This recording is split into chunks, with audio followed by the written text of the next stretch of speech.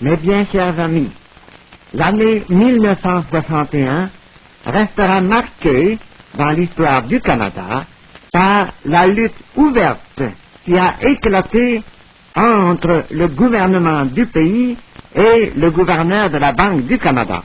Le gouvernement du pays, c'est celui de Diefenbaker, dont Donald Fleming est le ministre des Finances. Le gouverneur de la Banque du Canada, c'est M. Coyne, qui devait finir son terme à la fin de cette même année 1961.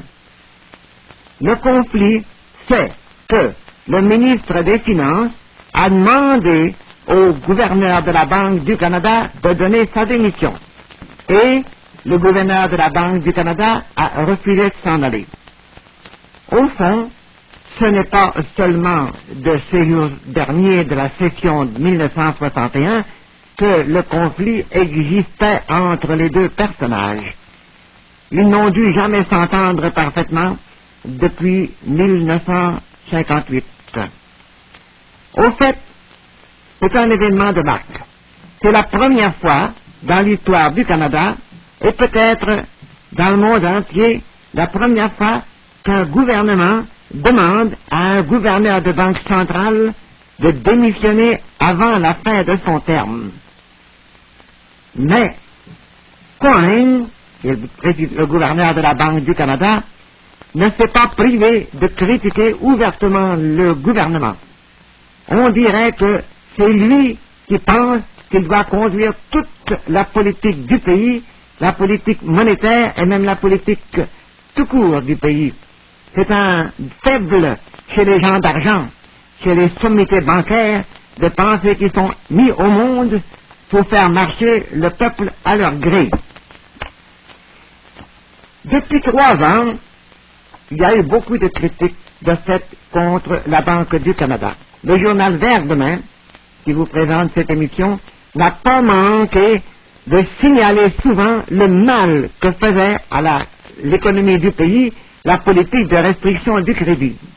Et à force de mettre les faits devant le public, on a réussi à faire même des hommes publics, même des ministres, même des députés, même des ministres, premiers ministres provinciaux, à entrer aussi dans la lutte pour une plus grande expansion du crédit. Par exemple, dans les provinces maritimes, nous avons vu nous-mêmes personnellement, plusieurs fois, des députés et même le premier ministre d'alors du Nouveau-Brunswick, l'honorable John Fleming, qu'il ne faut pas confondre avec Donald Fleming. John Fleming nous a reçus et lui-même était opposé à la politique de restriction du crédit. Il a même demandé, au nom de toutes les provinces maritimes, une enquête sur le statut financier du Canada, sur la manière de conduire la finance du Canada, sur la finance canadienne en général. Et on apprend justement que le gouvernement Diefenbaker veut établir une pareille enquête. Cela veut dire que ce sont les pressions qui viennent du peuple, les pressions qui viennent des hommes publics, les pressions qui viennent des journaux, un état d'esprit qui s'établit dans la population qui détermine le gouvernement à agir. Pourquoi, par exemple, Donald Fleming, le ministre des Finances, qui avait critiqué lui-même ouvertement le gouverneur de la Banque du Canada pour sa politique monétaire pendant la campagne électorale de 1958, comment se fait-il qu'il a attendu 3 ans avant d'agir? C'est parce qu'il ne trouvait pas l'idée mûre dans le public. Il ne trouvait pas qu'il y avait une assez grosse demande dans le public pour entamer une pareille action. Dernièrement, il y a quelques mois, jusqu'à des économistes qui se sont mis à leur tour à critiquer le gouverneur de la Banque du Canada. Et alors, le gouvernement a pensé qu'il pouvait entrer en action et avoir la main haute. Quand une idée est mûre, le gouvernement bouge. Ce n'est pas par des élections qu'on le fait bouger. C'est en faisant mûrir les idées. C'est une première leçon à apprendre de cette affaire-là. Maintenant, le gouvernement a carrément déclaré qu'il y aura à choisir entre le gouverneur de la Banque du Canada et le gouvernement lui-même. L'un ou l'autre doit sortir, a-t-il dit. C'est à voir qu'est-ce que c'est qui va conduire la politique monétaire du pays. Au fond, qu'est-ce que c'est que la politique monétaire d'un pays? La politique monétaire, cela veut dire quel flot d'argent qui va circuler dans le pays. Va-t-on mettre beaucoup d'argent, mettre peu d'argent dans le pays? Va-t-on faire la restriction ou la compression du crédit? Le gouvernement réclame le droit de faire lui-même, de déterminer lui-même la politique monétaire du pays. Le gouverneur de la Banque du Canada a l'air de vouloir dire que cela dépend seulement, uniquement, du gouverneur même de la Banque du Canada. Lequel a raison? Je répondrai que ni l'un ni l'autre n'a raison. La politique monétaire du pays ne doit être dictée ni par le gouvernement lui-même, ni par le gouverneur de la Banque du Canada. Certainement que le gouvernement a le devoir d'établir par une loi quel sera le but général de la politique monétaire du pays. Il l'a établi en fondant la Banque du Canada. La Banque du Canada a pour principale fonction de mettre l'argent du pays, la finance du pays, au service de la vie économique du pays. Mais qui doit déterminer la vie économique du pays? Qui doit déterminer la politique monétaire du pays? Je réponds, c'est la population elle-même. La vie économique, c'est l'ensemble des activités qui fournissent les biens et les produits et services pour répondre aux besoins de la population. Qui connaît les besoins de la population? Ce sont les individus eux-mêmes, les personnes, les familles. Ce n'est pas au gouvernement à dicter les besoins de la population. Ce n'est pas au gouverneur de la Banque du Canada à dire quels seront les besoins de la population. Les mères de famille savent ce qu'il faut pour leurs enfants. Les pères de famille savent ce qu'il faut pour leurs entreprises familiales.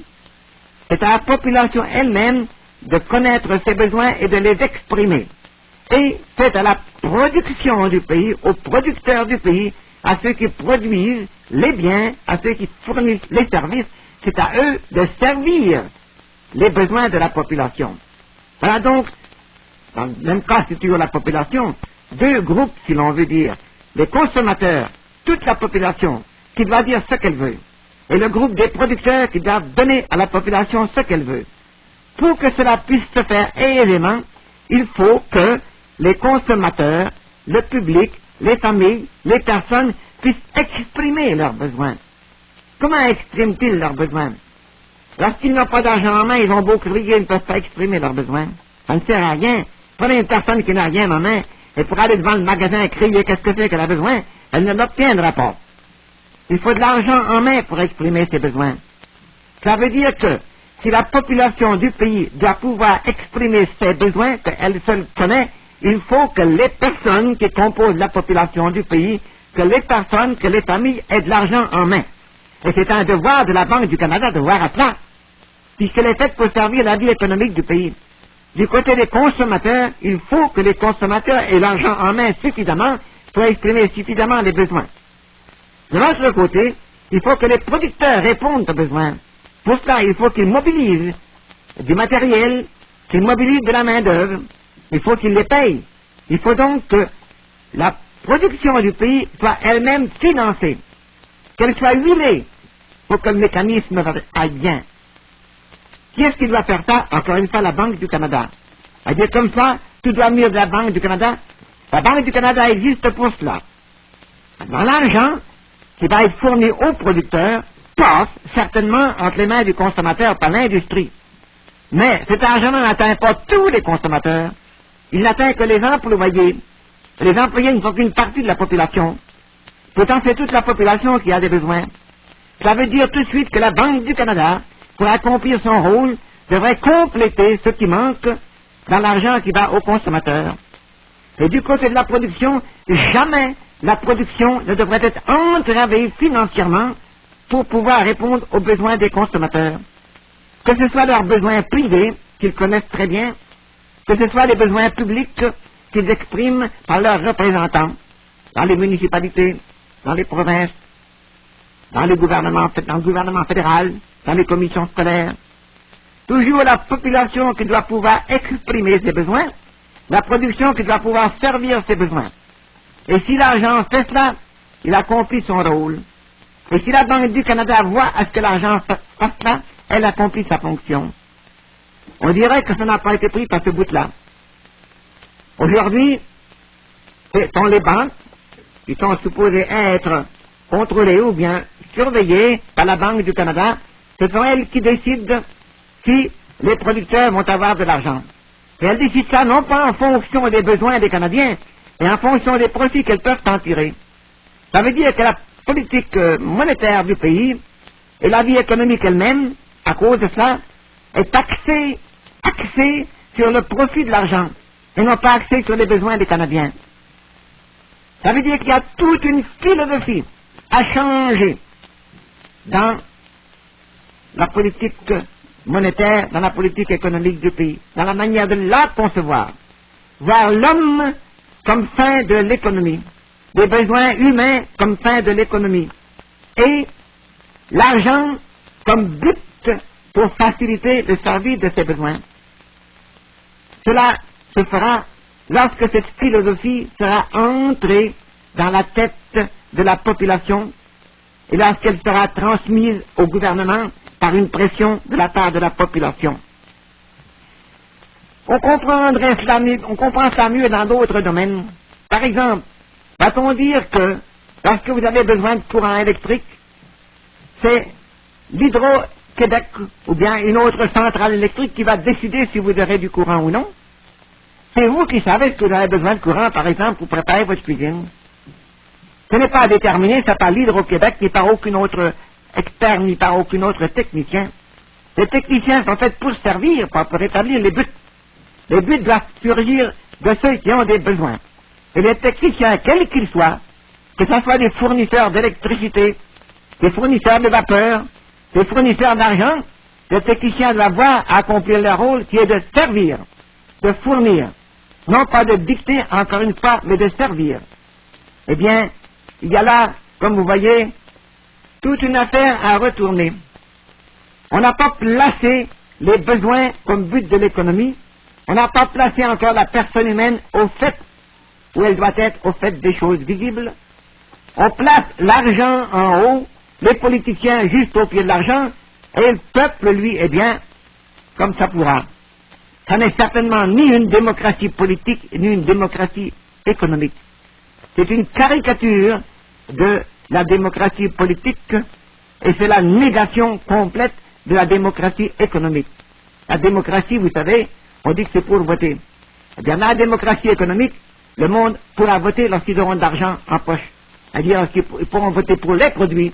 Et les produits qu'ils auront votés leur viendront dans leur maison, et la production fera d'autres produits pareils. Ce sont eux qui dirigeront l'économie. Il y aurait bien des choses à dire sur ce sujet. Le journal Verdemain vous en explique à l'année longue. Lisez-le. Je vous remercie et vous souhaite le bonsoir, mes chers.